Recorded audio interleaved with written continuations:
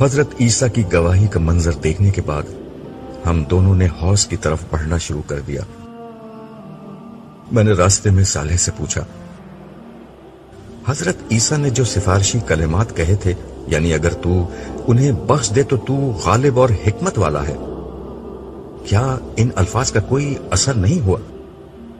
تم نے جواب میں اللہ تعالیٰ کی بات نہیں سنی تھی کہ آج سچوں کو ان کی سچائی ہی نفع پہنچائے گی؟ ہاں سنی، مگر اس سے تو بظاہر یہ لگتا ہے کہ ان کی سفارش قبول نہیں ہوئی۔ نہیں، ایسا نہیں ہوا۔ اللہ تعالیٰ نے اپنا قانون واضح کر دیا ہے۔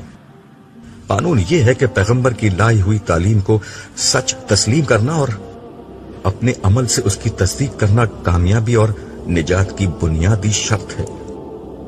اللہ تعالیٰ کی بات کا مطلب یہ تھا کہ جس کسی نے یہ بنیادی شرط پوری کر دی، اس کے ساتھ اللہ تعالیٰ اب درگزر کا معاملہ کریں گے۔ یعنی جو غلطیاں ایسے لوگوں سے ہوتی رہیں اور انہوں نے ان پر توبہ اور اصلاح نہیں کی، ان پر اللہ تعالیٰ اپنی رحمت سے گرفت نہیں کر رہے۔ ہر نبی اپنی امت کی اسی طرح دبے لفظوں میں سفارش کر رہا ہے اور کرے گا، مگر اس کے نتیجے میں سرے دس صرف اتنی ہی رعایت مل رہی ہے۔ اس وقت کوتاہیاں معاف ہو رہی ہیں، جرائم نہیں، اور یہ کوتاہیاں جنہیں معمولی سمجھ کر توبہ نہیں کی گئی تھی، بہرحال اسی طرح کی خواری کا سبب بنی ہے جو تمہاری بیٹی لیلا کو اٹھانی پڑی تھی۔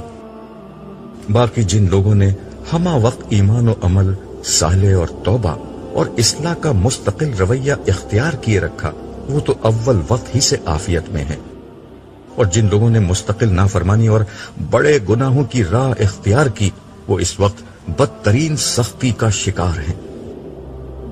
یہ گفتگو کرتے ہوئے ہم ایک ایسی جگہ آ گئے جہاں فرشتے لوگوں کو آگے بڑھنے سے روک رہے تھے۔ صالح میرا ہاتھ تھامے ان کے قریب چلا گیا۔ اسے دیکھتے ہی فرشتوں نے راستہ چھوڑ دیا۔ ہم ذرا دور چلے تو ایک جھیل سی نظر آنے لگی۔ اسے دیکھتے ہی صالح بولا، یہی حوض کوثر ہے۔ میں نے کہا، مگر یہاں رسول اللہ صلی اللہ علیہ وسلم تو نہیں؟ وہ آگے کی طرف ہیں، ہم دوسری سمت سے داخل ہوئے ہیں۔ میں تمہیں اس کا تفصیلی مشاہدہ کرانا چاہ رہا تھا، اسی لیے یہاں سے لایا ہوں۔ صالح کی بات پر میں نے غور کیا تو معلوم ہوا کہ یہ عام معنوں میں کوئی حوض نہیں ہے۔ میں نے قدرے تعجب کے ساتھ صالح سے کہا، یار یہ تو جھیل بلکہ شاید سمندر جتنا بڑا ہے، جس کا دوسرا کنارہ مجھے نظر ہی نہیں آتا۔ ہاں یہ ایسا ہی ہے، تم دیکھ نہیں رہے کتنے سارے لوگ اس کے کنارے کھڑے پانی پی رہے ہیں؟ اگر کوئی چھوٹا موٹا حوض ہو تو فوراً ہی خالی ہو جائے گا۔ اس نے ٹھیک کہا تھا، یہاں ہر جگہ بہت سارے لوگ موجود تھے۔ ویسے پچھلی دنیا میں بھی رسول اللہ صلی اللہ علیہ وسلم کے ارشادات سے مجھے اندازہ تھا کہ یہ عام سا حوض نہیں ہوگا، بلکہ کوئی سمندر ہوگا۔ بلکہ حضور کے ارشادات سے مجھے خیال ہوتا ہے یہ وہی جگہ ہے جہاں پچھلی دنیا میں عرب و افریقہ کو جدا کرنے والا بحر احمر یعنی ریڈ سی بہتا تھا۔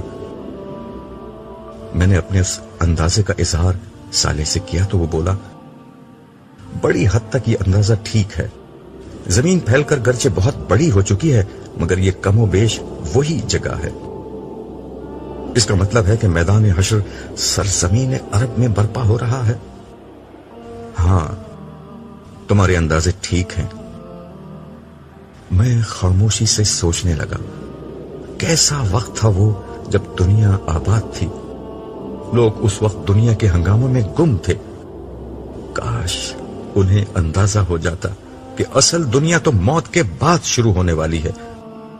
اللہ تعالیٰ نے اپنے انبیاءوں کو بھیج کر پچھلی دنیا میں طرح طرح سے لوگوں کو سمجھایا، مگر لوگ مان کر ہی نہیں دیے۔ پھر اللہ نے ان انبیاء میں سے کچھ کو منصب رسالت پر فائز کر دیا۔ یہ رسول نہ صرف لوگوں کو صحیح راستے کی طرف بلاتے، بلکہ اس سے ایک قدم آگے بڑھ کر لوگوں کو متنبہ کر دیتے کہ ان کی بات نہیں مانی گئی تو اللہ تعالیٰ قیامت سے قبل ہی اس قوم پر اپنا عذاب بھیج دے گا، جس سے صرف ماننے والے بچائے جائیں گے۔ چنانچہ قوم نوح، عاد، سمود، قوم لوط، قوم شعیب، آل فرعون اور خود قریش مکہ کے ساتھ یہی ہوا۔ ان اقوام کے رسولوں نے انہیں اللہ کے عذاب سے ڈرایا، مگر جب وہ نہ مانے تو قیامت سے قبل ہی دنیا میں انہیں عذاب دیا گیا۔ قوم سمود اور قوم شعیب کو ایک کڑک سے، قوم لوط کو پتھر والی ہوا سے اور کفار مکہ کو مومنوں کی تلواروں سے ختم کیا گیا، اور اہل ایمان کو بچا کر زمین کا اقتدار انہیں دے دیا گیا۔ اور کسے معلوم نہیں تھا کہ صحابہ کرام کو کس طرح چند برسوں میں دنیا کا حکمران بنا دیا گیا۔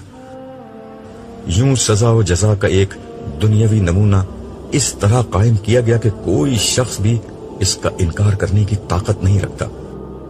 پھر بھی لوگوں نے اس دن کی تیاری نہیں کی۔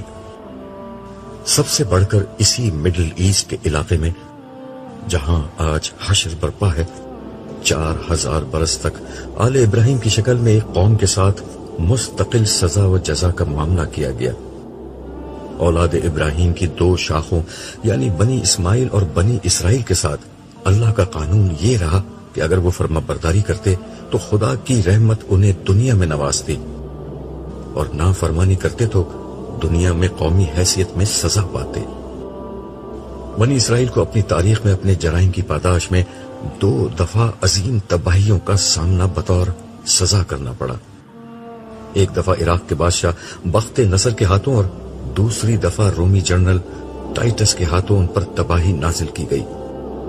اسی طرح امت مسلمہ کو بھی ان کے جرائم کی بنا پر 2 دفعہ بڑے پیمانے پر سزا دی گئی، ایک دفعہ تاتاریوں کے ہاتھوں اور دوسری دفعہ یورپی اقوام کے ہاتھوں انہیں تباہی اور غلامی کی ذلت کا سامنا کرنا پڑا۔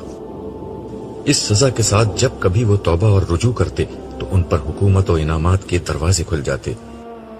اس کی ایک مثال وہ تھی جب تاتاریوں کے ہاتھوں مکمل تباہی کے بعد مسلمانوں نے ان تک اسلام کا پیغام پہنچایا تو تھوڑے ہی عرصے میں برباد شدہ مسلمان دوبارہ دنیا کی عظیم سپر پاور بن گئے۔ مگر افسوس کہ لوگوں نے سزا و جزا کے اس کھلے ہوئے معاملے کو دیکھ کر بھی قیامت کی سزا و جزا کی حقانیت کو سنجیدگی سے نہیں لیا۔ بے اختیار میرے منہ سے ایک ٹھنڈی آہ نکلی اور میں نے کہا، میرے رب تو نے سمجھانے میں کوئی کسر نہیں چھوڑی، مگر انسان بڑی ہی ڈھیٹ مخلوق تھا، اسی لیے اسے آج کا یہ تلخ دن دیکھنا پڑ رہا ہے۔ صالح نے میرا جملہ سن کر لمحہ بھر کے لیے مجھے دیکھا اور بولا، نہیں، ہر انسان ایسا نہیں تھا۔ دیکھ لو تمہارے ارد گرد حوض کوثر پر کتنے سارے لوگ ہیں۔ میں نے اس بات میں سر ہلایا مگر کچھ بولا نہیں۔ وجہ صاف ظاہر تھی، صالح یہاں موجود لوگوں کو دیکھ رہا تھا اور میں باہر حشر میں موجود لوگوں کے خیال میں تھا، جن میں میرا اپنا بیٹا جمشید بھی شامل تھا۔ میں میدان حشر میں اس کی تلاش میں لوٹا تھا، مگر حضرت عیسیٰ کی گواہی کا منظر دیکھ کر میرا حوصلہ جواب دے چکا تھا، اس لیے سرے دست اس کا معاملہ میں نے خدا پر چھوڑنے کا فیصلہ کیا۔ ہم آگے بڑھ رہے تھے، ایک جگہ پہنچ کر صالح نے مجھ سے کہا، چلو اب کوثر کے VIP لاؤنج میں چلتے ہیں۔ میں نے اس کی بات پر کوئی تبصرہ نہیں کیا، مگر مجھے اندازہ تھا کہ صالح کیا کہہ رہا ہے، تاہم اس نے اپنی بات کی وضاحت خود ہی کر دی۔ آخرت کی کامیابی حاصل کرنے والوں کے 2 درجات ہیں، ایک وہ جنہوں نے دین کو فرائض و واجبات کے درجے میں اختیار کیا، بندوں اور خالق کے حقوق ادا کیے اور خدا کے ہر حکم کی پابندی کی، یہی لوگ جنت کی کامیابی حاصل کرنے والے ہیں۔ ان میں سے کچھ لوگ وہ تھے جنہوں نے فرائض سے بڑھ کر قربانی کے مقام پر دین کو اختیار کیا، بدترین حالات اور مشکل ترین مواقع پر صبر و استقامت کا ثبوت دیا، نیکی اور خیر کے ہر کام میں سبقت اختیار کی، ہر حال میں حق کو اختیار کیا اور اس کے لیے ہر قیمت دی، خدا کے دین کی نصرت، اس کی نفل عبادات، اس کے بندوں پر خرچ اور ان کی خدمت کو اپنی زندگی بنا لیا۔ یہی وہ لوگ ہیں جو آج آخرت کے دن VIPs میں شامل کیے جائیں گے۔ ان کی نعمتیں، ان کے درجات، خدا سے ان کا قرب اور ان کا مقام و مرتبہ ہر چیز عام جنتیوں سے کہیں زیادہ ہے۔ یہ ایسا ہی ہے جیسے دنیا میں ہر معاشرے میں ایک عوام الناس کی کلاس ہوتی ہے اور ایک اشرافیہ یعنی ایلیٹ اور ہائی جنٹری ہوا کرتی تھی۔ آج قیامت کے دن یہی ہو رہا تھا۔ کامیاب عوام الناس کو میدان حشر کی سختی سے بچا کر حوض کوثر کے پرفضا علاقے میں ٹھہرایا گیا ہے، اور جنت میں بھی انہیں اچھی جگہ ملے گی۔ ظاہر ہے کہ یہ بہت بڑی کامیابی ہے، مگر اس سے بھی بلند ایک درجہ خدا کے مقربین کے لیے ہے۔ یہ اہل جنت کا اعلیٰ درجہ ہے۔ اس کی حقیقت تو جنت میں داخلے کے بعد ہی سامنے آئے گی، لیکن کوثر کے پاس بھی یہ اہتمام کیا گیا ہے کہ اعلیٰ درجے کے اہل جنت کی اقامگاہ الگ بنائی جائے۔ ہم وہیں جا رہے ہیں۔ وہ لمحہ بھر کے لیے ٹھہرا اور میری آنکھوں میں غور سے دیکھتے ہوئے کہنے لگا، کیونکہ ہمارا عبداللہ عام اہل جنت میں سے نہیں، بلکہ ایک سردار اور ہر اعلی مقام کا حقدار ہے۔ میں نے اس کی بات سن کر اپنا سر جھکا دیا۔ ہم ایک ایسی جگہ داخل ہوئے جہاں کا حسن شاید الفاظ کی گرفت میں نہیں آ سکتا تھا۔ جھیل کا برف کی مانند سفید اور بے آمیز پانی زمین کے فرش پر چاندنی کی طرح بچھا ہوا تھا۔ جھیل کی سطح پرسکون اور ہموار تھی، اور اس کو دیکھنے سے ہی نگاہوں کو عجب طرح کی تسکین مل رہی تھی۔ جھیل کے کنارے ایسے چمکدار موتیوں کے بنے ہوئے تھے جو اندر سے خالی تھے۔ کنارے کے پاس انتہائی تبیز اور ملائم قالین بچھے ہوئے تھے، جن پر چلتے ہوئے تلووں کو ناقابل بیان راحت مل رہی تھی۔ ان پر شاہانہ اور آرام دہ نشستیں موجود تھیں۔ شیشے سے زیادہ شفاف میزوں پر سونے اور چاندی کے گلاس ستاروں کے مانند جگمگا رہے تھے۔ جھیل سے ایسی مہک اٹھ رہی تھی جس سے مشام جہاں معطر ہو کر رہ گئے۔ میں نے ایک نشست سنبھالتے ہوئے سالے سے پوچھا، یہ اتنی اچھی خوشبو کہاں سے آ رہی ہے؟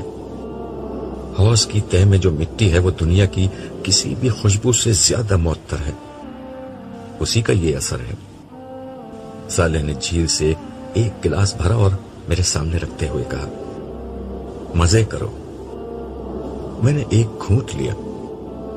دنیا میں نے اس کی صرف تشبیہات سنی تھی، دودھ، شہد وغیرہ، مگر یہ ان سب سے کہیں زیادہ بہتر مشروب تھا۔ گرچہ میں پہلے بھی جام کوثر پی چکا تھا، مگر اس ماحول میں پینے کا مزہ ہی کچھ اور تھا۔ باہر میشر میں سخت اور چل چلاتی دھوپ تھی، مگر یہاں شام کے جھٹپٹے کا منظر تھا۔ ٹھنڈی خنک اور سبک ہوا چل رہی تھی۔ بالکل سورج ڈوبنے سے پہلے کا سما محسوس ہوتا تھا۔ سفید آسمان پر شفق کسی لالی چھائی ہوئی تھی۔ یہ شفق کہیں گہری سرخ تھی، کہیں نارنجی اور کہیں زرد۔ آسمان کے یہ رنگ جھیل کے سفید پانی پر اپنا عکس یوں پھیلائے ہوئے تھے کہ گویا کوئی گوری چٹھی دوشیزہ سر پر رنگ برنگا دوپٹہ پھیلائے ہوئے ہو۔ بلا شبہ یہ ایک انتہائی دلکش اور خوبصورت منظر تھا۔ میں نے ارد گرد نظر ڈالی۔ مجھے یہ بالکل کسی پکنک پوائنٹ کا منظر لگ رہا تھا۔ لوگ ٹولیوں میں تنہا تنہا اور اپنے اہل خانہ کے ہمراہ اس جھیل یا حوض کے کنارے کھڑے اور بیٹھے اور آپس میں خوش گپیاں کر رہے تھے۔ سب لوگ بے حد خوش اور مسرور نظر آتے تھے۔ ان کے چہروں پر پھیلا سکون اور اطمینان یہ بتانے کے لیے کافی تھا کہ ان لوگوں نے پالا مار لیا ہے۔ یہ موت، دکھ، بیماری، غم اور تکلیف کے ہر امکان سے دامن چھڑا کر ابدی اور سچی خوشی کے سامنے آ کھڑے ہوئے تھے۔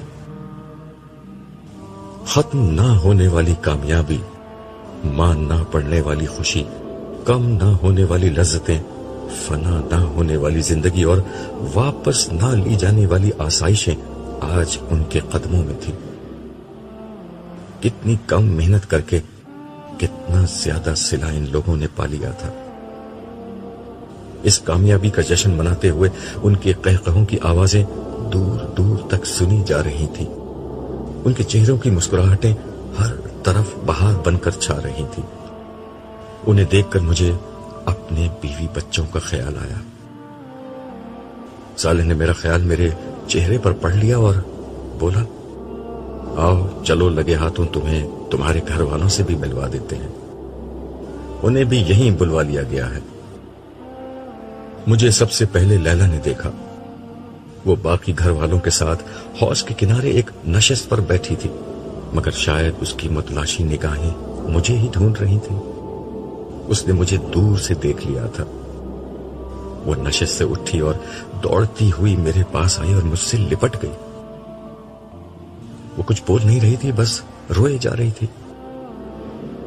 میں دیر تک اس کا کندھا تھپکتا رہا، پھر میں نے اسے خود سے جدا کیا اور اس کی شکل دیکھنے لگا۔ میں نے آخری دفعہ جب اسے میدان حشر میں دیکھا تھا تو وہ وہاں بہت بدحال تھی، مگر اب میری بیٹی پریوں کی مانند حسین لگ رہی تھی۔ اسے یوں دیکھ کر میں نے بے اختیار اللہ تعالیٰ کی اس رحمت کا شکر ادا کیا جس کی بنا پر آج وہ مجھ سے آ ملی تھی۔ میں نے اس سے کہا، لیلا، مصیبت اور تکلیف کے دن ختم، اب خوشی اور راحت ہمیشہ تمہارا مقدر رہے گی۔ اتنے میں باقی لوگ بھی میرے پاس آ چکے تھے۔ میری دیگر دو بیٹیاں عارفہ اور عالیہ دونوں ہمیشہ کی طرح خوبصورت لگ رہی تھیں، جبکہ میرا چھوٹا بیٹا انور اپنی ماں کا ہاتھ پکڑے کھڑا تھا۔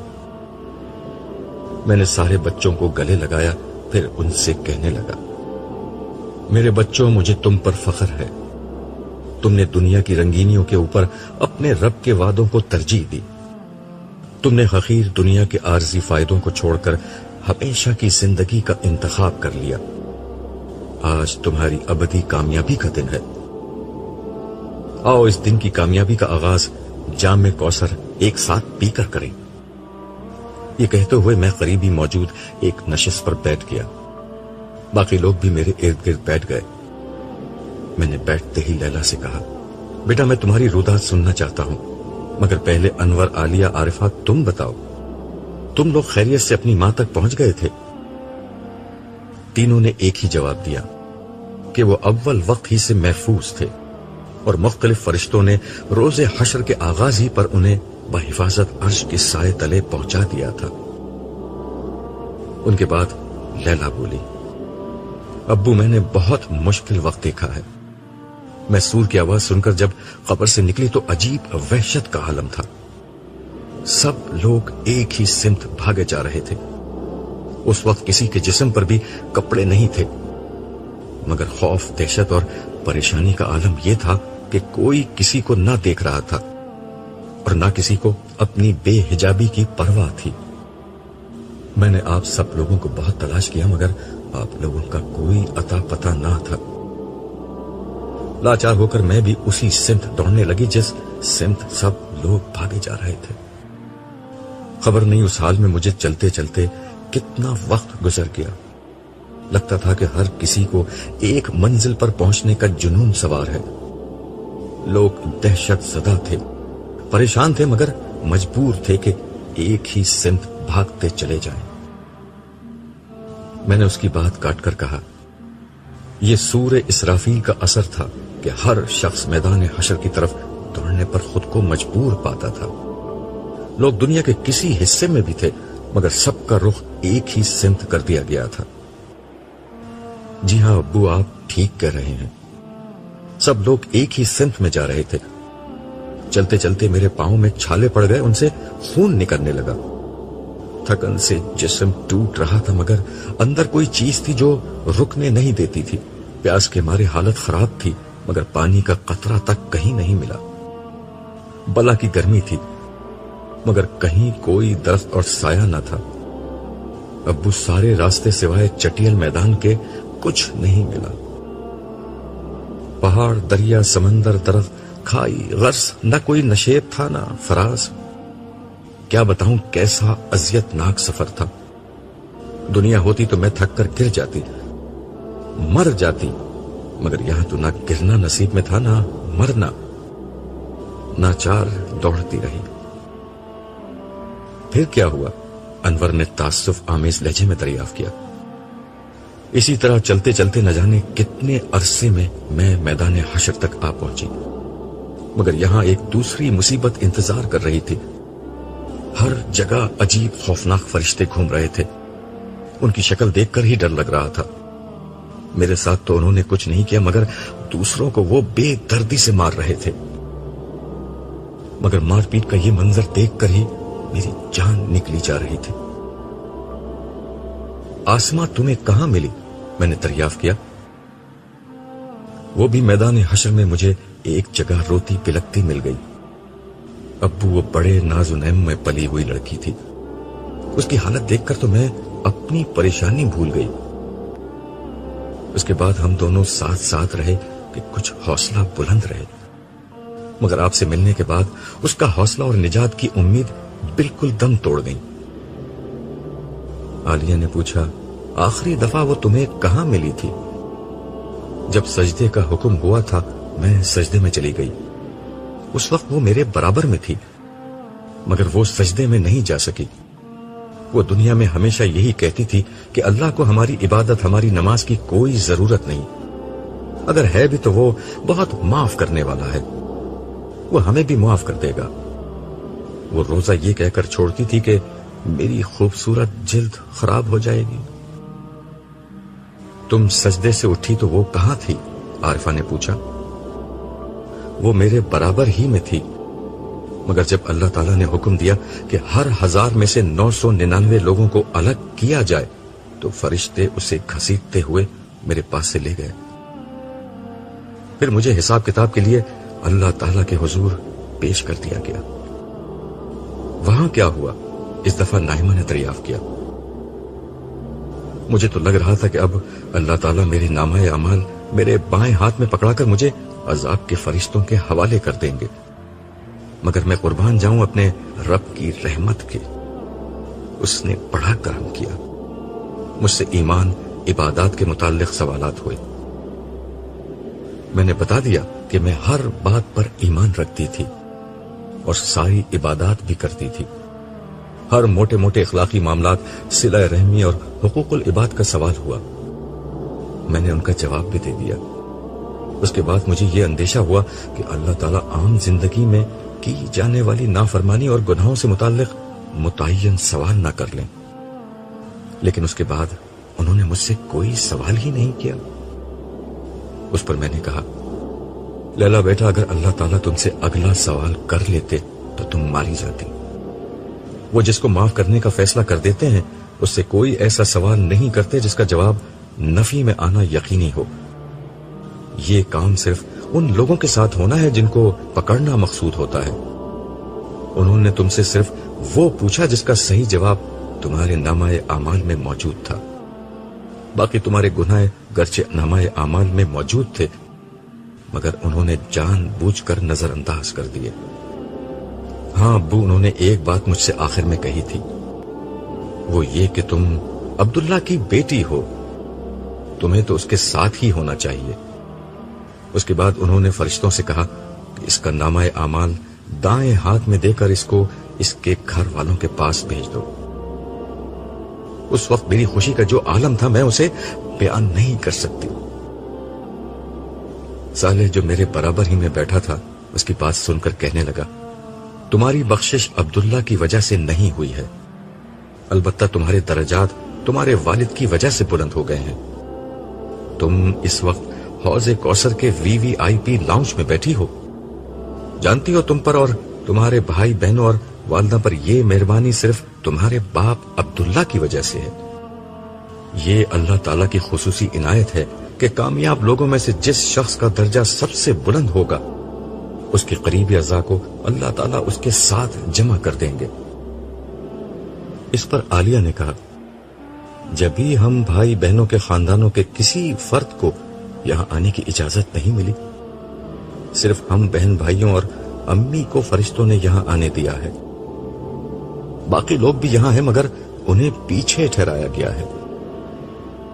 یہ سن کر نائمہ کے چہرے پر کرب کے گہرے آثار طاری ہو گئے. اس کے اندر کی ماں بولی سوائے جمشید کے. یہ بات سن کر ایک خاموشی چھا گئی. آخر انور نے خاموشی کے اس پردے کو یہ کہہ کر توڑا، ابو مجھے تو آپ کے استاد فرحان صاحب کی اس تحریر نے بچا لیا جو میں نے آپ سے اکثر سنی تھی، اس تحریر کو میں نے اپنی زندگی بنا لیا تھا۔ عارفہ بولی، بھائی وہ تحریر کیا تھی؟ ہمیں بھی سناؤ۔ انور نے آنکھیں بند کی اور بولنے لگا، ہمارے دور کے مصلحین لوگوں کے اندر سے ترقی کی اس فطری خواہش کو ختم کرنا چاہتے ہیں، جبکہ خدا ایسا نہیں کرتا۔ وہ یہ چاہتا ہے کہ اس کی خواہش کا رخ دنیا کے بجائے آخرت کی طرف مڑ جائے۔ دنیا کی اشرافیہ اور اہل ثروت گروہ میں شامل ہونے کے بجائے لوگوں میں یہ خواہش پیدا ہو جائے کہ وہ خدا کے مقربین اور جنت کی اشرافیہ میں شامل ہوں۔ آپ پورے قرآن کی دعوت پڑھ لیں، وہ اس کے سوا انسان میں کوئی ذہن پیدا نہیں کرنا چاہتا۔ قرآن کے اولین مخاطبین صحابہ کرام اسی ذہن کے حامل ہستیاں تھیں۔ ابو بکر و عمر کا انفاق، عبد الرحمن و عثمان کی سخاوت اور علی و ابو ذر کی سادگی آخرت پر اسی ایمان کے مختلف مظاہر تھے۔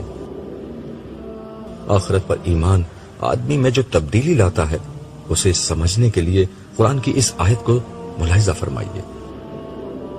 تم لوگوں کو جو کچھ بھی دیا گیا ہے وہ محض دنیا کی زندگی کا سامان اور اس کی زینت ہے، اور جو کچھ اللہ کے پاس ہے وہ اس سے بہتر اور باقی تر ہے۔ کیا تم لوگ عقل سے کام نہیں لیتے؟